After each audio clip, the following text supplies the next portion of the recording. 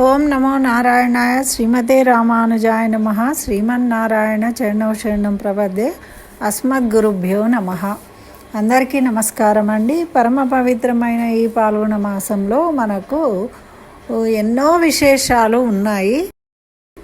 అందులో మనకు తిరుపతి కలియుగ ప్రత్యక్ష దైవమైన శ్రీ వెంకటేశ్వర స్వామికి పాల్గొన మాసంలో జరిగే ప్రత్యేకమైన ఉత్సవం ఏంటి అంటే తెప్పోత్సవం అంటారు. దీన్ని ఎప్పుడు కూడా పౌర్ణమి వరకు చేస్తారు, 5 రోజులు అన్నమాట. అయితే అది రేపటి నుంచి ప్రారంభమవుతుంది. 9వ తారీఖు నుంచి 13, 14వ తారీఖు వరకు ఈ తెప్పోత్సవం అనేది జరుగుతుంది. అయితే ఈ తెప్పోత్సవం అంటే ఏంటి, ఎలా జరుగుతుంది, ఈ 5 రోజుల విశేషాలు ఏంటి అనేది మనము ఈ వీడియోలో తెలుసుకుందాము. చక్కగా అందరూ వినండి, భక్తి శ్రద్ధలతోని విని నమస్కరించుకోండి. వీలైతే దర్శించినప్పుడు దాని విషయాలు తెలుసుకోవడం అనేది చాలా ముఖ్యం. మనం అందరం కూడా స్మరణ మాత్రేణ అనుగ్రహాన్ని ఇస్తాను అని చెప్పాడు కలియుగంలో. ప్రత్యక్షంగా మనం వెళ్ళి చూడలేకపోయినా ఆ ఉత్సవం గురించి విని మనము స్మరించి అలా ఒకసారి కళ్ళు మూసుకొని ఆ వెంకటేశ్వరుని దర్శించుకుంటే చాలు, మనకు ఆ ఉత్సవాన్ని కళ్ళారా దర్శించినంత అనుగ్రహం కలుగుతుందట. అంటే మనము కళ్ళతోని మనసులో దర్శించగలుగుతున్నాము అంటే మనం భక్తితో చూసామన్నట్టే కదండి.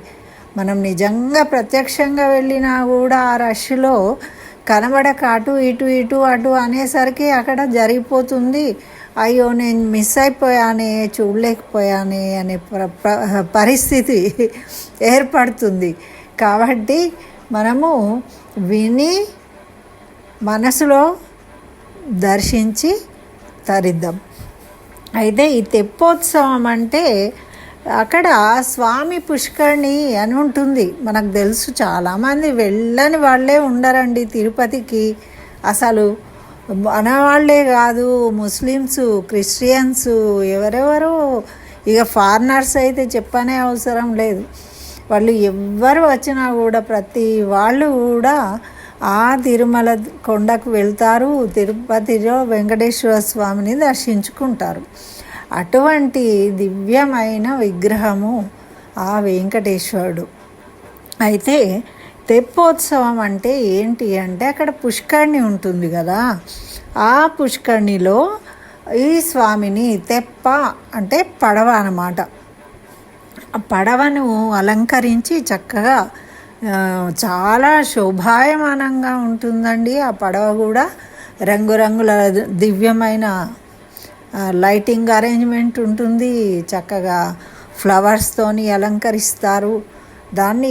సాక్షాత్తు ఆ దేవాది దేవుడికి చేసేది మామూలుగా పెళ్ళిళ్ళకే ఎంతో ఘనంగా అలంకరిస్తున్నారు కదండి ఇవాళ రేపు.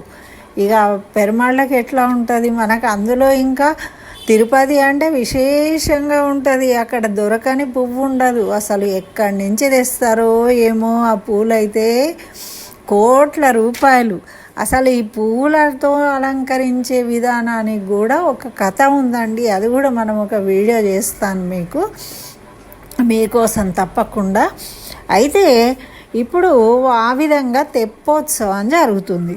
ఎప్పటి నుంచి అంటే రేపు 9వ తారీఖు దశమి నుంచి పౌర్ణమి వరకు 5 రోజులు అక్కడ చక్కగా అలా విహరిస్తూ అందరి భక్తులకు దర్శనమిస్తాడనమాట ఆ వెంకటేశ్వర స్వామి.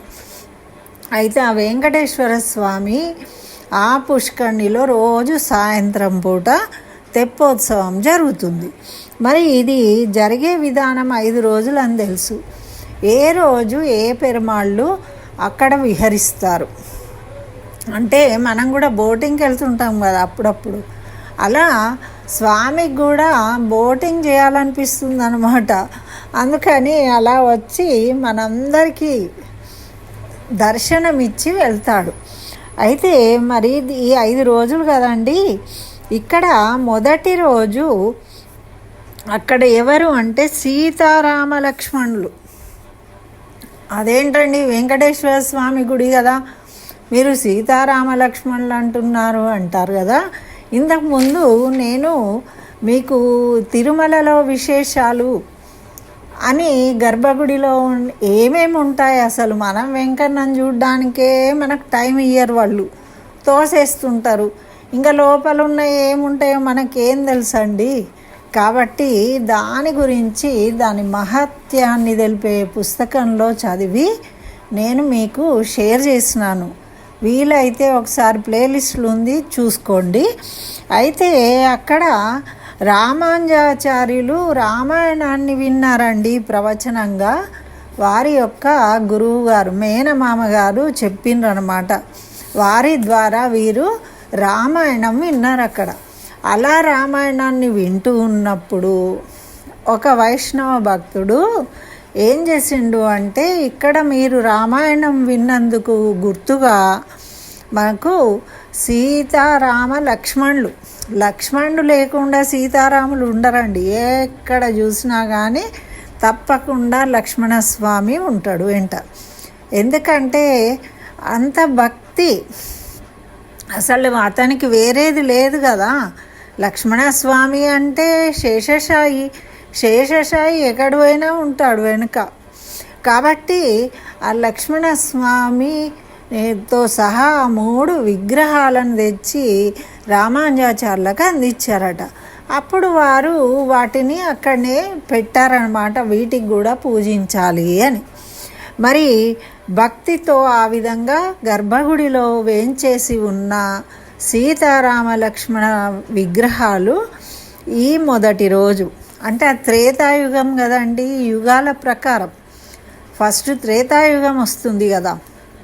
మరి త్రేతాయుగంలో ఆ శ్రీ మహావిష్ణువే రామావతారంగా అవతరించాడు కాబట్టి మొదటి రోజు సీతారామ లక్ష్మణ సహేతంగా వీరు చక్కగా రత్నాభరణాలతోని అలంకృతులయ్యి సువర్ణ తిరుచి అందు వేంచేసి 4 మాడ వీధులలో అందరికీ దర్శనమిచ్చి శ్రీ స్వామి పుష్కరిణిలో చిత్రాది చిత్రమై అనేక విద్యుత్ దీపాలు మరి వెలుగుతూ ఉంటే ఆ తెప్పలో గల పీఠాన్ని అలంకరించి మంగళవాద్యములతోటి వేద ఘోషలతోని ఆ పుష్కరిణిలో అట్లా ప్రదక్షిణాకారంగా 3 సార్లు తిరుగుతారు.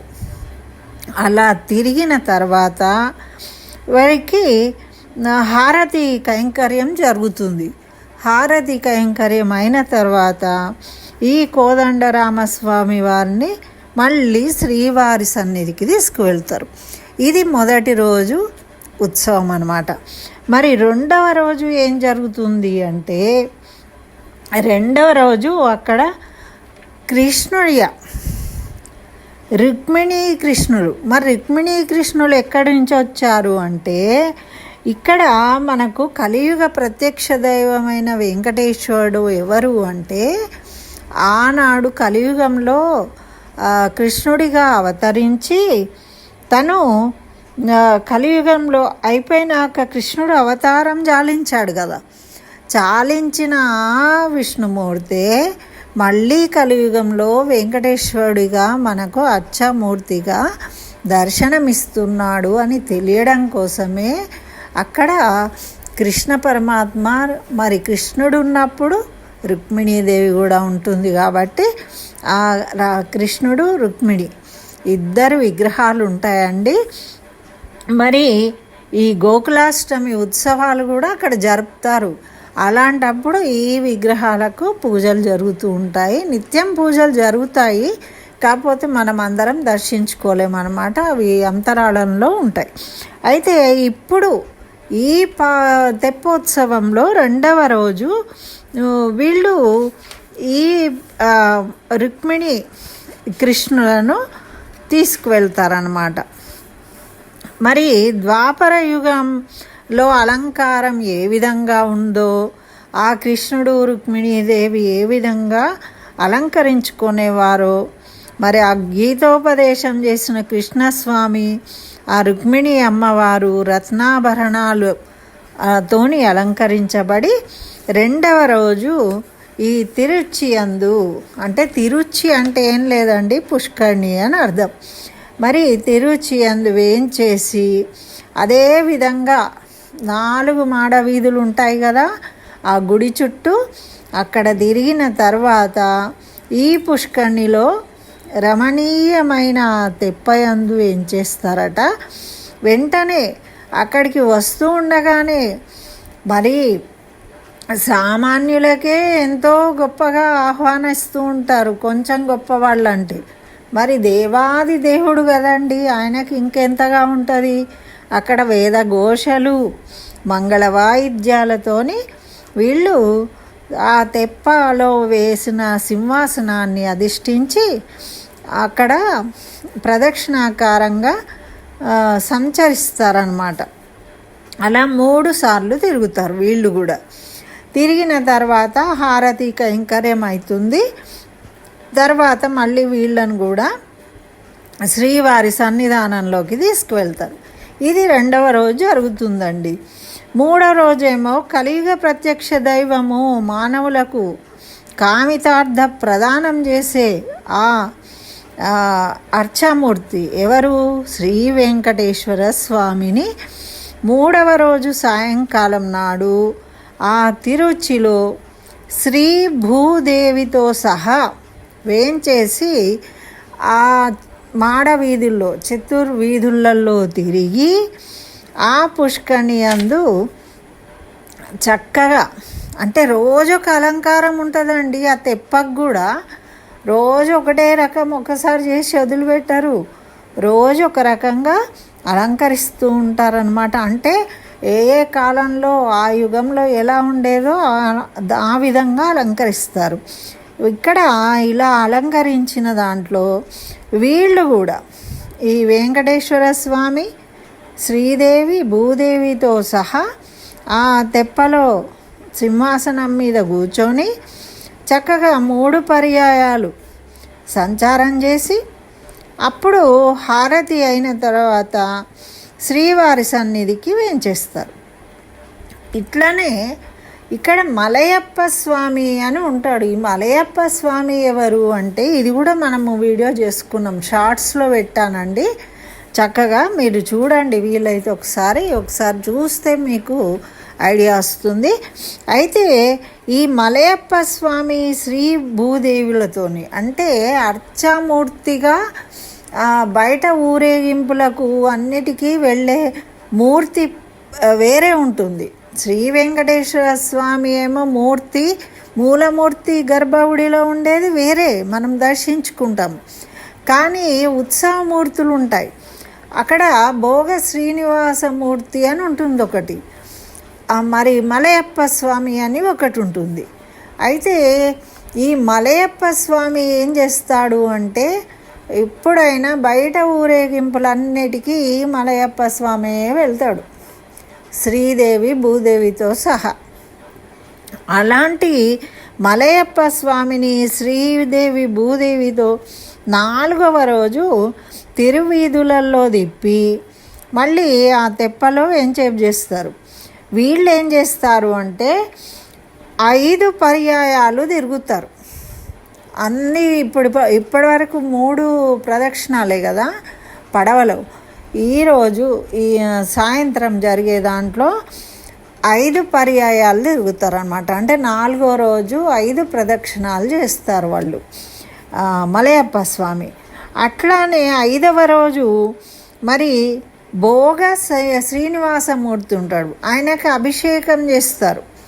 అభిషేకం చేసే అర్చామూర్తి అనమాట. వెంకటేశ్వర స్వామికి రోజు అభిషేకం చేయలేరు కదా అంత పెద్ద అర్చామూర్తికి, అది మూలమూర్తికి. అక్కడ మనము టీవీలలో కూడా చూస్తూ ఉంటాం అదనమాట.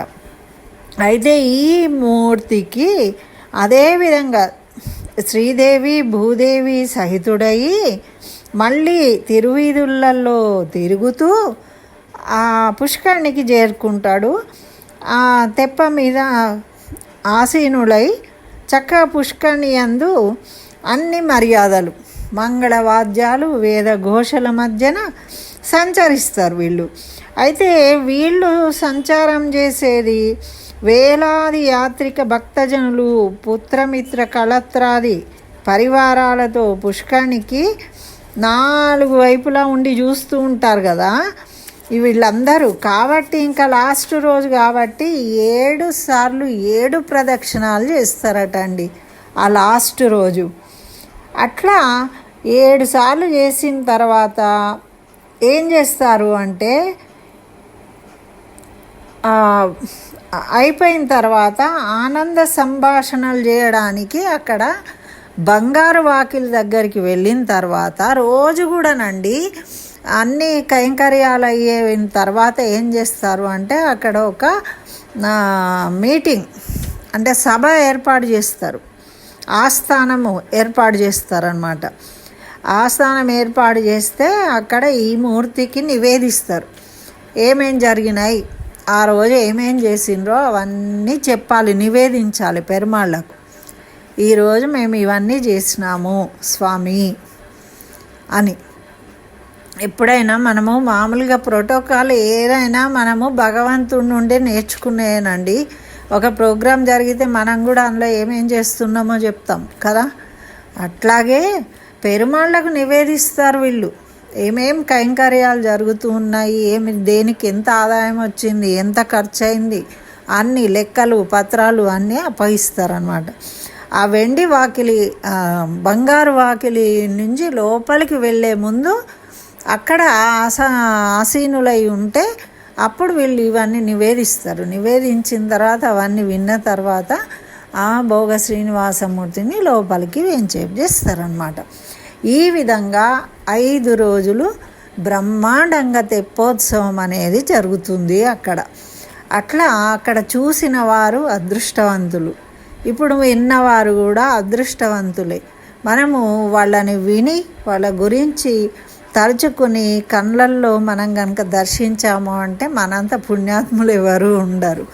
అయితే మనము నిజంగా చూసినప్పుడు చూడలేకపోతామేమో కానీ ఇలా విని మనము కనులతో మనసులో దర్శించుకోవడం అనేది చాలా అదృష్టకరమైన విషయం అండి. ఎంతో మన హృదయానికి హత్తుకుంటే కానీ మనకు మనసులో ఆ దృశ్యం కనబడదు. హృదయానికి హత్తుకునేటట్టు మనం అంత భక్తి శ్రద్ధలతోని విన్నప్పుడు అవన్నీ మనకు ఒళ్ళు పులకరిస్తుంది. ఒకసారి అది కనుక మనం నిజంగా కళ్ళతో దర్శిస్తే అంతటి అంటే తాదాత్మ్యం చెందినప్పుడు నిజమైన భక్తి కలిగినట్టు. అలా మనమందరం కూడా ఒక్కసారి ఆ తిరుపతికి వెళ్ళి ఆ పుష్కరిణిలో ఆ స్వాములు అలా తిరుగుతూ ఉంటే దర్శించుకొని మళ్ళీ మన ఇంటికి వచ్చేస్తాం అన్నమాట. అయితే ఇది తప్పకుండా అందరూ మనకు టీవీలలో కూడా ఇస్తారు రిలే. రోజు చూస్తూ ఉన్నప్పుడు మీరు ఇది గుర్తు చేసుకుంటారనుకోండి, అప్పుడు మీకు ఆనందం కలుగుతుంది, దాని గురించి మీకు తెలుసు కాబట్టి. అలా తప్పకుండా అందరూ దర్శించుకోండి. వీలైతే వెళ్ళి దర్శించుకునే వాళ్ళు పుణ్యాత్ములు, మనం వెళ్ళకుండా మనసులో దర్శించుకునే వాళ్ళు ఇంకా పుణ్యాత్ములు. మరి మీ అందరికీ నచ్చింది, ఆనందం కలిగిందని కోరుకుంటూ, నచ్చితే లైక్ చేయండి, షేర్ చేయండి. ఓం నమో వెంకటేశాయ అని తప్పకుండా కామెంట్లో రాయండి. స్వస్తి. జై శ్రీమన్నారాయణ. సర్వం శ్రీకృష్ణ చరణారవిందార్పణమస్తు.